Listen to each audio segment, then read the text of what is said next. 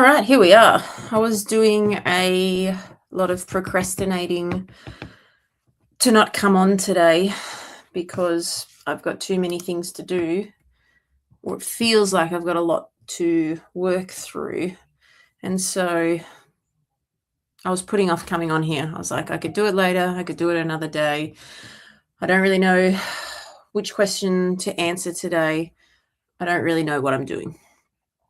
And that's why I decided that today, I guess I'll just talk about something being better than nothing. So I set my goal at the start of the year to go live once a week, to make it as simple as possible. I'm just pausing because I can hear myself in the next room. Justin's listening. Thanks, Justin. You can jump in the comments too if you want.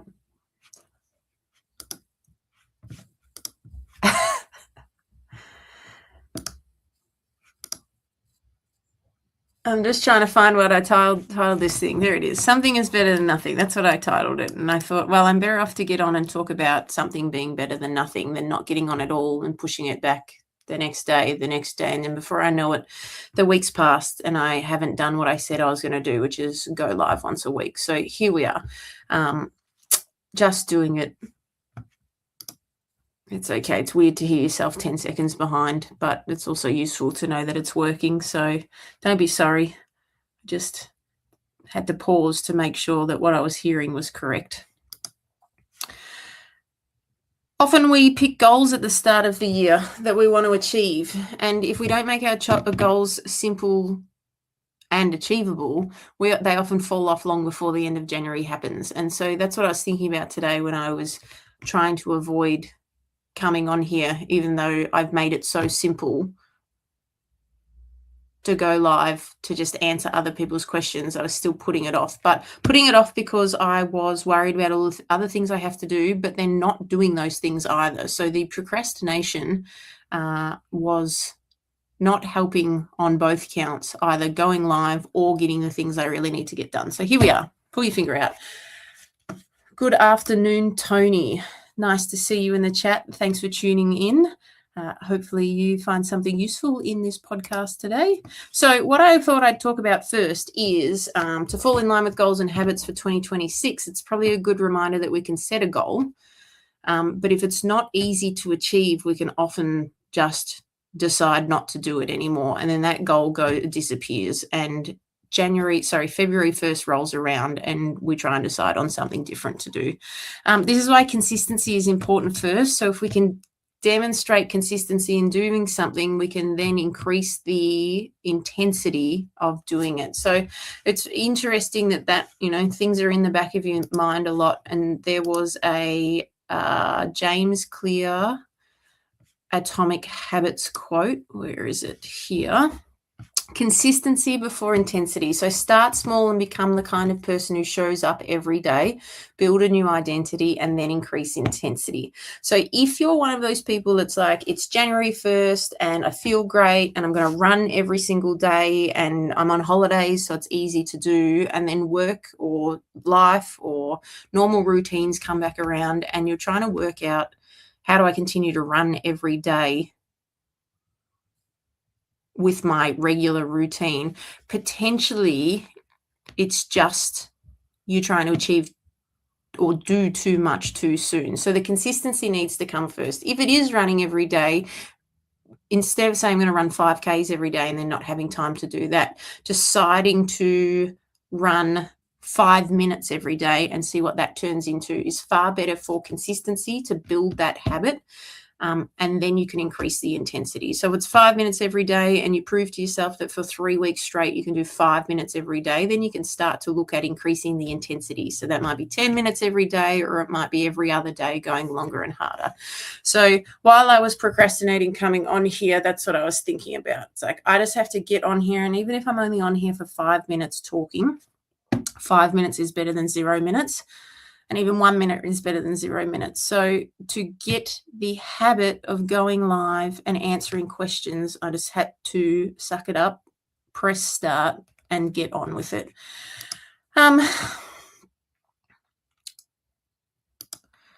think that with that in mind too, because it can be so overwhelming to start with, if you pick something, like a 30-day challenge or a 75 hard, you have to be fully committed to that kind of stuff, to make sure that you see it through. Otherwise, there's this risk of feeling like failure. I didn't do it. I didn't achieve what I set out to achieve. But is it because you didn't achieve it, because you didn't do it, or was it too much too soon for what you're doing? So the same thing applies to fitness. If you're new to going to the gym and you want to join in group classes and you haven't exercised in 5+ years, going 6 days a week is probably not going to be as useful for you as just building consistency in routine and turning up and being committed to doing that thing. If you can go 6 days a week because your routine allows it, then going 100% at every class 6 days a week is not going to help in long-term consistency, because there'll be a point potentially where you're tired or sore, or your body can't keep up with what you're trying to do and you don't show up, and then you drop off, and then a week goes by and you don't come back. And so they're the sorts of things where it's like, I just have to be consistent in what I do before I start to really push how I'm doing it. And so that's why I'm on here. Where's the question I was going to talk about today? That's why I'm on here today, instead of being like, I'll just do this later in the week because I've got too much to do today. So there was a question submitted. I'll just pop it in the chat so I can pull it up. Protein, where to start, powder versus food, top 3 supplements that I swear by day to day, and why. I wonder if I can. Just bear with me one sec. Wow, what does that look like for everyone? Just going to lift it up.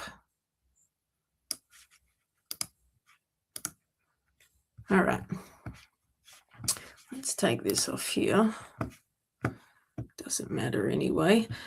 So protein, where to start, powder versus food. I'm going to start really simply. Most of the stuff I do in my life is like minimum effective dose, or the simplest things are often the most useful, because again, if you do the simple things consistently, you can get 99% of positive health impacts from most things. So powder versus food. Protein powder is a supplement. Supplements essentially are meant to supplement. So if it's in your diet, a protein powder would supplement protein in your diet.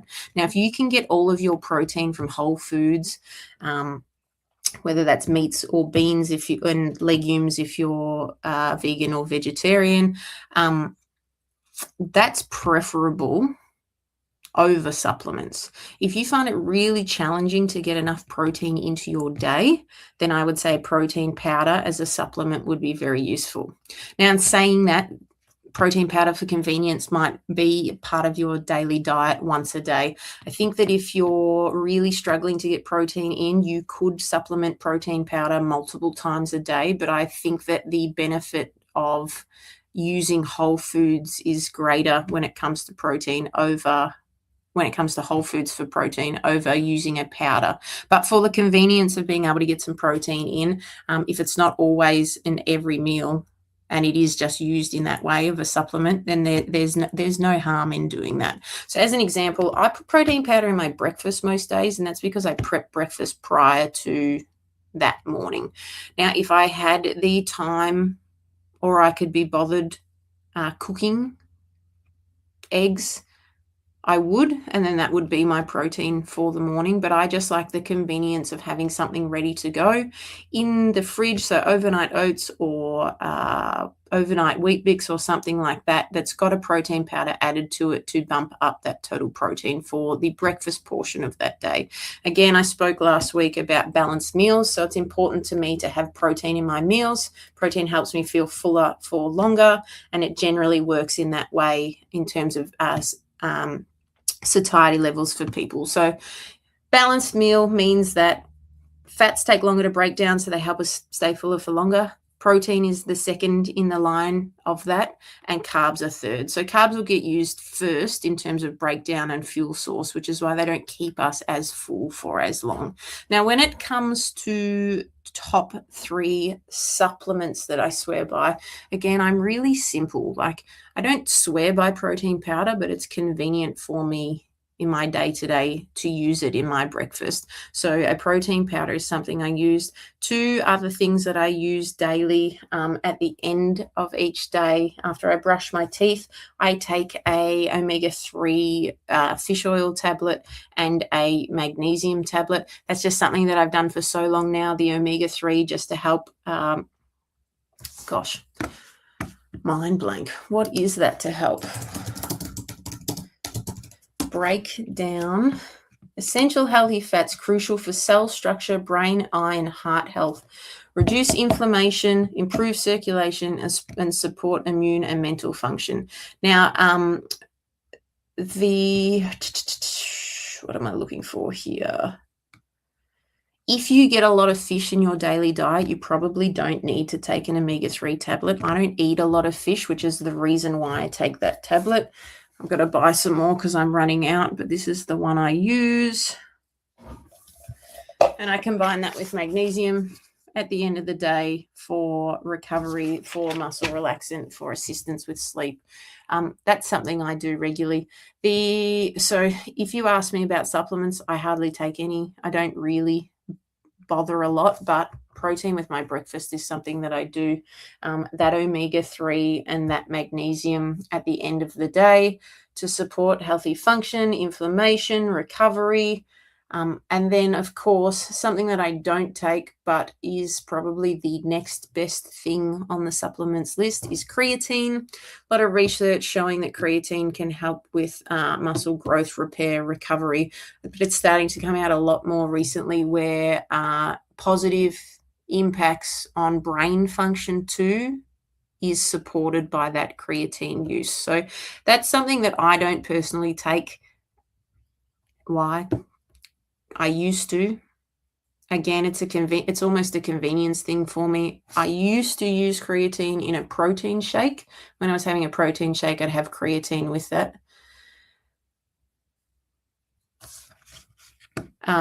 But I don't take a protein shake anymore, so I don't add creatine to anything because it's just not convenient for me to have it with anything. How many grams? Sorry, let's go to Grant's question first. How many grams?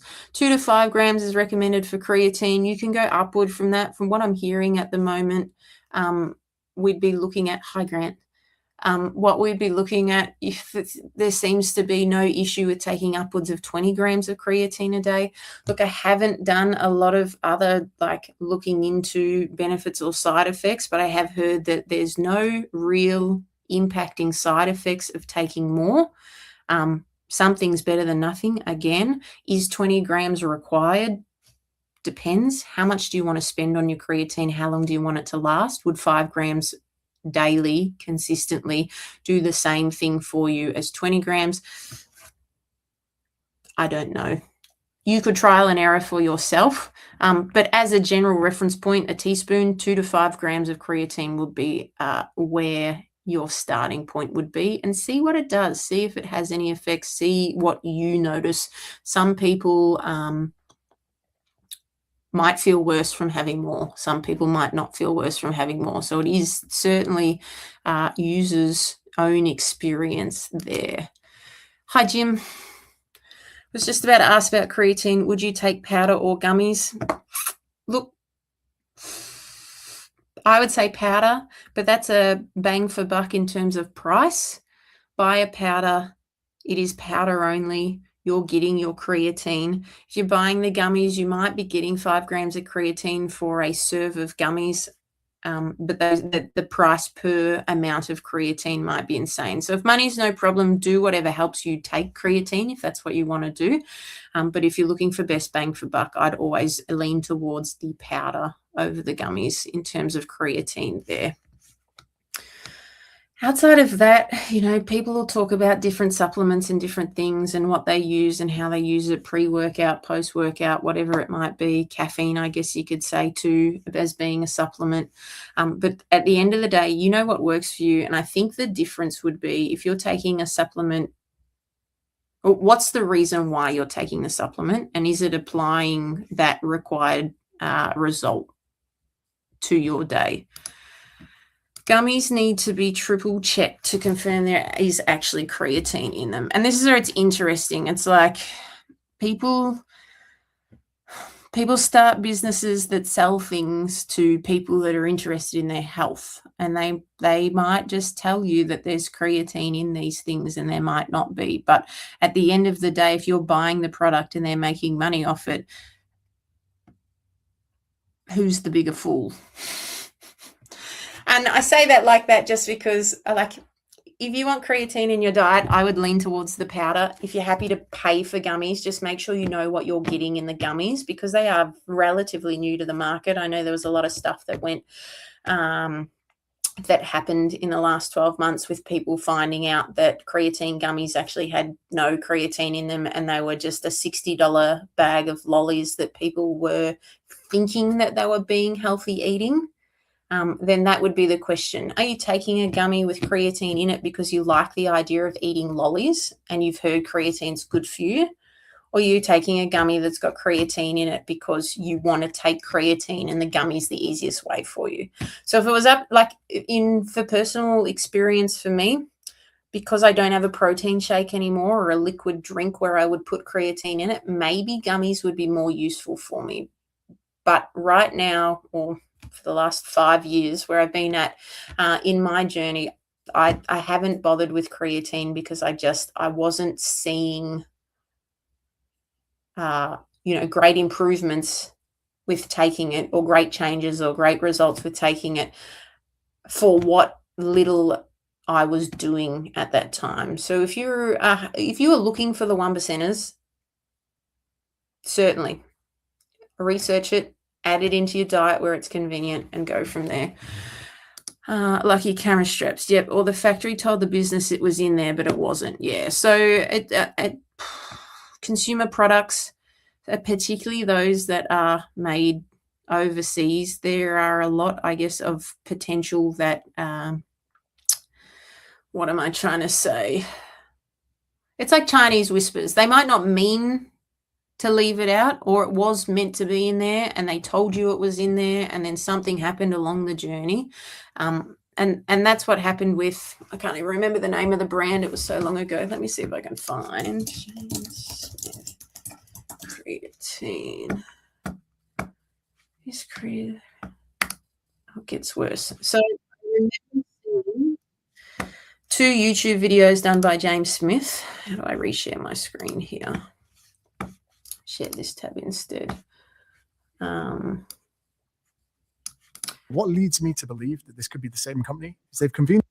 Essentially, he had 2 videos in the last 6 months where he'd done more and more research on creatine gummies and whether or not there's creatine in them. So the creatine gummy scandal gets worse. So that was the second video he made after the first one he did, where he started showing that there wasn't creatine in, or the level of creatine in these gummies. So for a $60 bag of lollies that might have 20 serves of creatine in it, 6 lollies, a gram of creatine per lolly, it turned out that within that bag, I can't remember off the top of my head, but there was certainly less than 1 gram per serve in these gummies. So just be cautious with whether you're buying things just because the marketing looks good, particularly when they're new, I guess. Would the powder have the same issue with what's actually in it? Less likely, just because the powder's been around so long, Jim. So that's probably what I'm trying to say there. With a new brand, if they're not well established yet, you don't know. You don't know until you look into it. It takes someone with the resources to look into it, maybe even with the access to the factories in China, or at least people that do testing on the supplements. So creatine powder's been around so long now, though, that I think that if anyone's selling that, it has to be what it's described at, and the testing process is a little clearer and a little more accurate because it's been around for so long.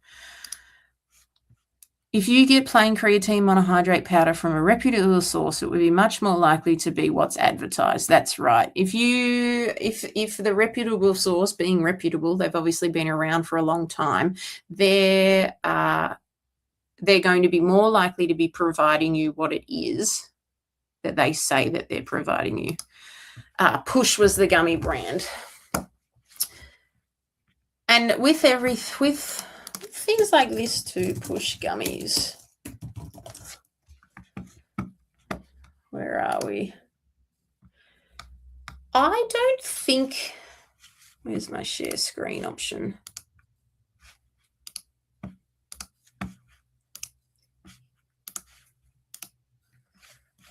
And that, there we go.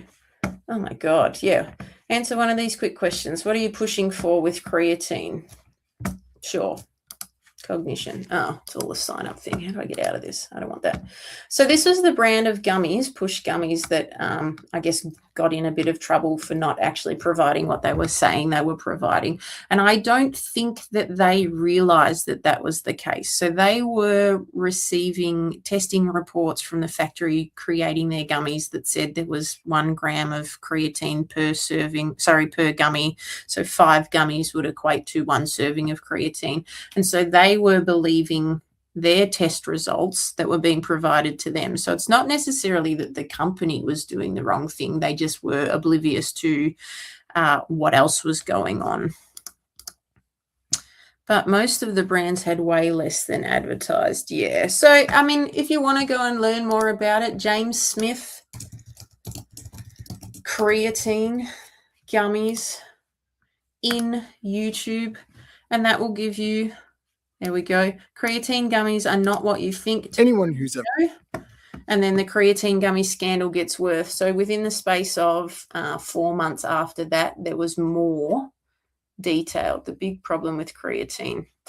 Anyway, I'm not going to go into too much more detail there because James Smith does a significantly better job of it and has done a lot more research into it. Probably to wrap this conversation up, why do you want to take creatine? What's the benefit of creatine? As has been researched, the powder has been around for so long. There seems to be positive benefits from studies done, both for brain and recovery and strength. So you can't go wrong. And that's purely because it's been around so long that there's enough data to show that what's the worst, nothing bad comes of this. Whereas there's other things out there which you could be taking. What example did I have for you?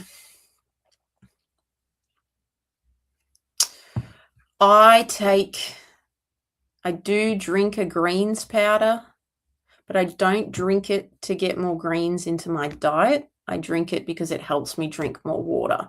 So I guess the point I'm trying to get at is, what's the purpose of taking the supplement? Does the supplement aid in something else that's beneficial to you? So in my case, more water in my diet rather than being dehydrated, or is the supplement actually providing you with what it claims to provide you? So at the end of the day, I probably don't need to take a greens drink because I think I have enough micronutrients in the whole foods that I eat and the fruits and veggies that I eat. So it's not something that I need to take to supplement my diet with a greens powder, but it's something that I take because for whatever reason, the idea of drinking plain water doesn't work for me, but the idea of adding a green supplement to water will help me drink more water. So you got to consider, why do I do this thing? What am I trying to achieve by drinking this, or adding this powder, or adding this supplement?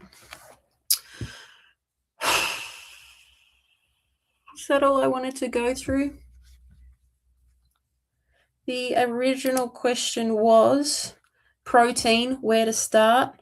We'll start by just being consistent in each of your meals, breakfast, lunch, and dinner, making sure that you're having enough protein to support your goals. Balance it with fats and carbs at those meals. How much protein should you have? I like to tell people, try and get more than 100 grams within your daily eating. And with that, if you spread that across 3 meals, it's 33 grams per meal. So protein, where to start? Are you getting it at each meal? How much are you getting at each meal? Is it close to sort of that 30 to 40 gram amount at each meal? And just, I'll have to double check quickly. I think the thing that surprises people all the time, I've lost it from the top of my head, eggs. 1 egg, chicken, whole, let's say fried, no added fat. 1 egg has 6 grams of protein in it. So if you're having 2 eggs for breakfast, it's 12 grams of protein. Now, if I'm asking you to have a balanced meal where you're getting a third of your daily protein requirement at that meal, 12 grams is significantly less than the 30 to 40 grams that we'd be looking for. So in terms of protein, where to start, if you find it really hard to get whole food protein into your diet, or you've never tracked and you don't know how much you're having, plug it into a macro tracker, a diet tracker, MyFitnessPal, Easy Diet Diary, see where you're at. If you find it really challenging to get it in with whole foods, then consider supplementing with a powder. And then from there, you can start to play around as you build habits and work out, I can eat more eggs, or I add chicken to my breakfast, or I know that I only get 20 grams of protein in the morning, but I have a morning tea of yogurt and berries, and that adds the additional protein to my day. And then I definitely get 30 to 40 at lunch and definitely get 30 to 40 at dinner. If you can get 40 grams at breakfast, lunch, and dinner, it's 120 for the day. Now, that would be on the lower side for a male that's exercising, but just as a general gauge to start with. A lot of people who think that they're getting enough protein, when they actually track it in a macro tracker, find out that they're below 100 grams. So the first goal is to just get consistently over that 100 gram mark. Outside of that, if you hate tracking or you don't like the idea of weighing and measuring and plugging things into a phone, there are apps out there that you can download where you take a photo of your food. AI looks at the food, takes a guess, it might be eggs on toast or avocado toast or something like that, takes a guess at what it can see, and then starts to give you a bit of awareness as to where your macro breakdown is. And with those apps, because the AI is not perfect, it can't see everything that's in that meal, but you can then go and suggest things to it. So you might take a photo of your poached eggs on toast, and it's tracked 2 eggs, 1 slice of sourdough, and avocado, and sauce. But it hasn't tracked the butter on the toast or the nuts on the avocado, and you can add them in manually and say, it says 2 eggs, but there's actually 3. There are 3 poached eggs on this meal. There are 2 slices of toast, not 1. There is what looks to be half an avocado, not a quarter, or a whole avocado and not a half. And it can help you understand in that meal what that macro breakdown looks like. So that's another way. If you're not someone who likes to weigh and measure and track in an app, but you want to build awareness of what you're eating and whether it's balanced and how consistent you are being across the day, there are AI tracking apps you can download where you take photos of your food, plug it in, and then it gives you a starting point to start to build some awareness of the foods that you're consuming. So if that's you and you don't like that kind of manual tracking, or you don't have kitchen scales, or you buy takeout a lot and you eat out or at cafes or at restaurants or in service stations while you're driving from A to B, that might be a way to just start building an awareness of where those meals are. I'm going to cut it off there because even though I didn't want to come on, I thought 5 minutes will be it. We're at 29 minutes now.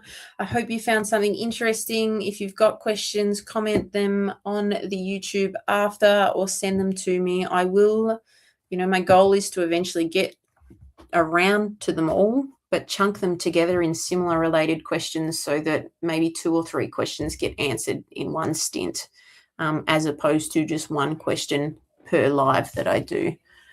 So that's that. Thanks, everyone, for those of you that are listening. I appreciate it. and have a great day.